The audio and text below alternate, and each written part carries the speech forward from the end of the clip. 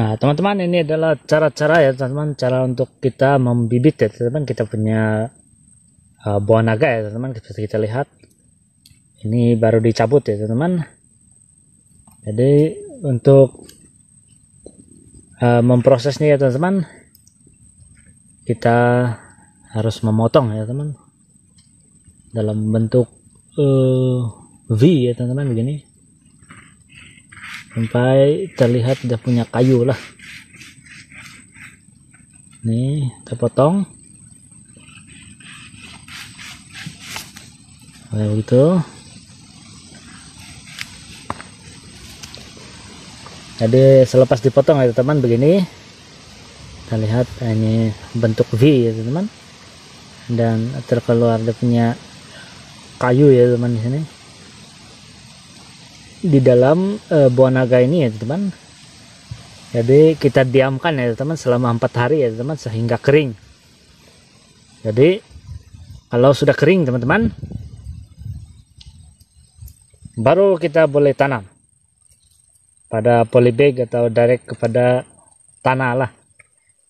Seperti begini ya, teman-teman. Nah, teman-teman, ini yang kita harus buka ya, teman-teman, seperti begini, yang ada kemerah-merahan seperti begini pada bibit buah naga kita. Seperti kita lihat di sini juga, teman-teman, pada bagian dalam ini yang kita harus hiris, teman-teman. Hiris dan buka, lalu kita diamkan ya, teman-teman, selama 4 hari, teman-teman. Jika sudah kita diamkan selama 4 hari, teman-teman, tetapi bagian yang kita hiris itu, teman-teman, keluar lagi seperti begini, nah, kita hiris lagi, teman-teman, dan tunggu lagi selama 4 hari, baru boleh kita bibit. Kita punya bibit buah naga inilah, teman-teman. Jadi ini adalah bagian yang kita harus buka pada bibit. Kalau kita membibit kita punya ini buah naga, ada merah-merah, teman-teman. Jadi kita harus bukanya, teman-teman. Seharusnya hanya putih, teman-teman, seperti begini. Tidak boleh ada merah-merah lah, seperti begini ya. Karena diingat itu, teman-teman. Ini bagian kita harus potong lah. Potong dan buka. Kita iris kayak sampai clear, teman-teman. Kita punya tidak ada merah-merah, untuk memudahkan nanti kita menanam. Sama juga, teman-teman, kita lakukan bentuk V juga. Nah, teman-teman, selepas 4 hari ya, teman-teman, ini adalah prosesnya, teman-teman. Kita mengambil polybag ini, teman-teman, sebagai tapak semayan lah, kira-kira begitu. Jadi yang sudah kita potong tadi itu kita masukkan ke dalam polybag kita.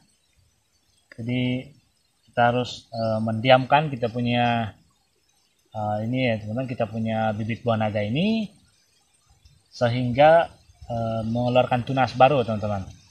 Jadi selepas itu barulah kita boleh menanam atau memindahkan kita punya bibit buah naga ini kepada tapak penanaman yang sebenar ya, teman-teman.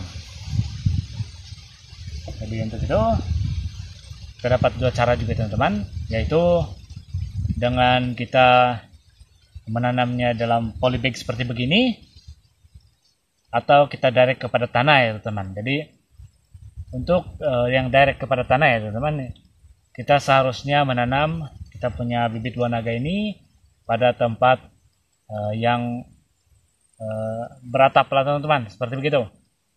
Karena untuk mengelakkan kita punya buah naga ini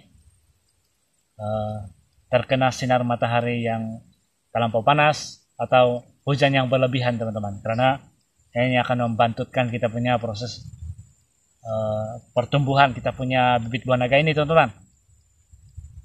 Tetapi kalau untuk kita punya bibit yang kita masukkan pada polybag ini, ianya mudah lah, kita boleh mengalih-alihkan begitu saja, teman-teman, karena ya, dimasukkan ke dalam polybag. Dan kita harus menunggunya sehingga bertunas dan berakar lah ya, teman-teman, baru boleh kita pindahkan.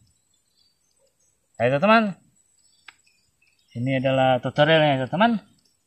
Dan begini teman-teman, seperti begini, yang panjang ini teman-teman,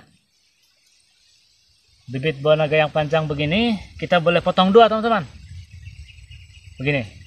Jadi ini untuk memperbanyakkan kita punya bibit lah, potong dua dan lakukan proses yang sama ya teman-teman, seperti begini, yang kita bentukkan hiris silang teman-teman, dan diamkan selama 4 hari.